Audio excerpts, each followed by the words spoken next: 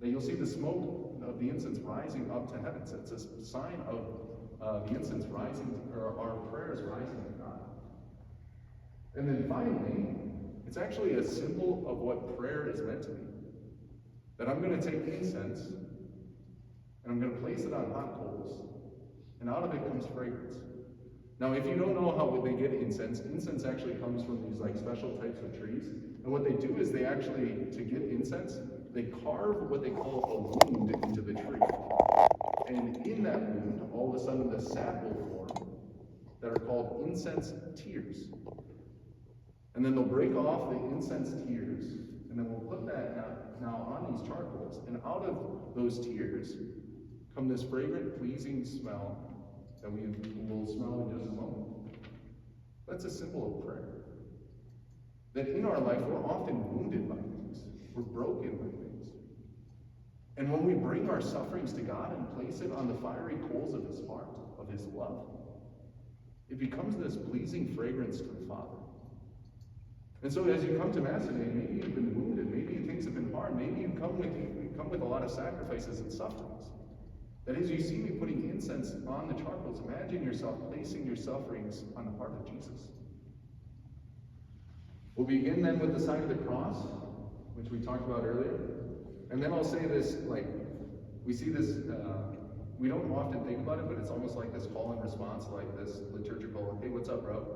I'll say, the Lord be with you. And you'll say, and with your spirit. Now, this is way more than a liturgical, what's up, bro? What's actually happening is in the Bible, whenever you see somebody say, the Lord be with you, what it means is that person is going to be invited into something extraordinary. That often in the Bible, like when an angel would appear and say, the Lord is with you, they were about to be invited into doing something truly miraculous. And now I, standing in the person of Christ, am saying to you, the Lord be with you. Something profound is about to happen here at this altar. And in the same way, the people throughout the centuries had an angel say to them, the Lord be with you. Now I'm saying to you, the Lord be with you. And then you'll respond back, and with your spirit, which is actually an affirmation of the priest's own ordination. That he comes not in his own power, not in his own grace, not in his own talent, but he actually comes with the Spirit of God. Then we'll enter into the penitential rites. So we'll actually ask God for mercy. Because we come with sins. We acknowledge that we're broken. We acknowledge that this last week we've fallen short. There's a great church in Fargo that has one of the, like in churches, you'll see a lot of artwork. This one has a really unique one. So you opening up the front doors and you go into the gathering space, and there's a giant marble donkey on the floor. There's a giant image of a donkey, and you're like, what's that doing?